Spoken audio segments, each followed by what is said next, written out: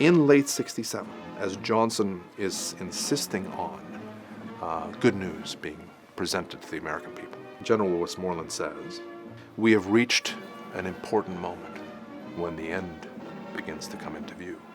The enemy cannot win now in Vietnam. Meanwhile, the North Vietnamese are planning what becomes known as the Tet Offensive, in which a massive series of attacks throughout South Vietnam, designed to ultimately topple the South Vietnamese government, to cause an uprising on the part of the populace, and to end the war on communist terms. Blaise Juan believed that by simultaneously attacking the cities and towns across South Vietnam with main force units, that it would be powerful enough to inspire the masses to rise up and topple the Saigon regime once and for all. So this was how, Vietnamese communist troops would win in short order. Ho Chi Minh and General Giap did not believe that, this strategy should be implemented at the time in the manner that Blaise Juan saw fit. They always believed that, Blaise Juan's strategy was always just too risky, and it risked losing all the gains made at that point by the Communist Army. So that was the disagreement in 1967. Blaise Juan, using the powers of his police state, arrested all of his enemies. All of this was to send a signal, send a sign to Ho Chi Minh and General Giap, who could not be arrested, to sort of quit their opposition to Blaise Juan's decisions and his strategy. Blaise Juan prevailed. The North Vietnamese are pretty smart. They launch a preliminary attack at Khe Sanh on January 21st, even while, basically 80,000 North Vietnamese and Viet Cong are positioning themselves for what becomes the Tet Offensive. I went to Khe Sanh in December, right? On the 20th of January is when, all hell broke loose. And they attacked both 861 and the base in full strength with this enormous artillery barrage. Cut the road and basically cut the base off. The actual, quote, siege was about 2 months. I think there were roughly 6,000 Marines at the base, and there were roughly 40,000 NVA surrounding us. They had this enormous advantage in terms of artillery and so forth. And they were just slamming the base every day. The advantage we had that, say, for example, the French didn't have at Dien Bien Phu was air power. As the siege went on and the weather got better, right, air power just decimated these guys.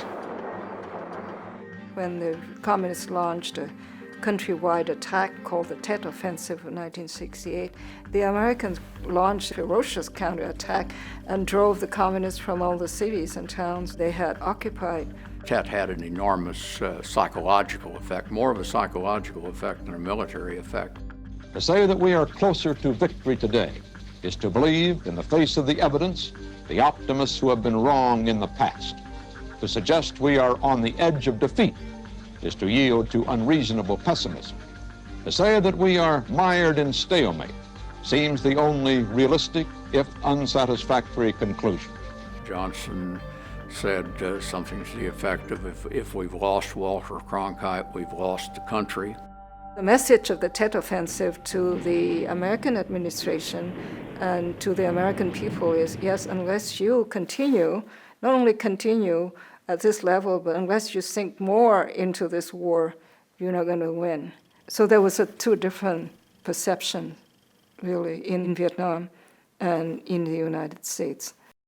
March was a very dramatic month. Clark Clifford, when he became Secretary of Defense, was one of the two men who were deeply involved and really led that effort to push the president to reconsider some of these positions. The other was my great friend and colleague Harry McPherson, who was then the chief speechwriter for the president. Clifford was asked to report on his trip to Vietnam. He said, we have three alternatives. One is to extend our troop commitment to roughly 1 million men. No one wanted to do that. The second was to concentrate our troops in highly populated other critical areas. Nobody wanted to do that. And the third is to begin a staged withdrawal. Clifford was doing an adroit lawyer's trick, really, was to put on the table this issue, and he did it in the context of two obviously unattractive options, leaving only withdrawal.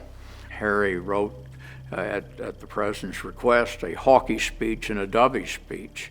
For a while, the president was working with the Hawkey speech, and then he called and said, now make these additions to speech B, which was the Dovey speech, and Harry called Clark Clifford and said, we have prevailed. Tet represented a defeat for Lyndon Johnson. In the aftermath of Tet, he comes to a decision that, just as he feared, Vietnam has been his undoing. Just as he feared, he is politically defeated in many respects. And he makes the decision that he's not going to run for re-election in 1968. I shall not seek, and I will not accept the nomination of my party for another term as your president.